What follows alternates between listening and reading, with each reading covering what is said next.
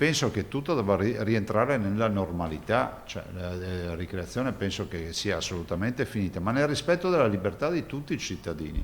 Cioè, come dico sempre, la tua libertà finisce dove inizia la mia. La movida, anche molto vivace, a Jesolo c'è sempre stata, ma che centinaia e centinaia di giovani e giovanissimi si ritrovino sistematicamente per ubriacarsi in nottate, che a volte possono finire in risse o in atti di vandalismo, rappresenta una novità. Ed è molto preoccupato il sindaco Valerio Zoggia, che dopo le 2 di notte può contare solo su qualche pattuglia di polizia locale. Purtroppo le forze di polizia, almeno fino a metà luglio, non ci saranno perché ce l'ha detto molto chiaro il signor prefetto che non ha, no, che lui non vuole, che purtroppo non ha agenti di polizia da mandare nelle spiagge, non solo a Jesolo, anche nelle altre strade, perché quelle persone, agenti in più che hanno, saranno impegnati col G20 a Venezia e quindi per le nostre località non ce ne saranno. L'ordinanza comunale che vieta detenzione e consumo su suolo pubblico di bevande alcoliche ogni fine settimana dalle 16 alle 6 di mattina, oltre che essere di difficile applicazione, ha suscitato qualche perplessità tra le categorie del comparto turistico. È stata messa insomma, con i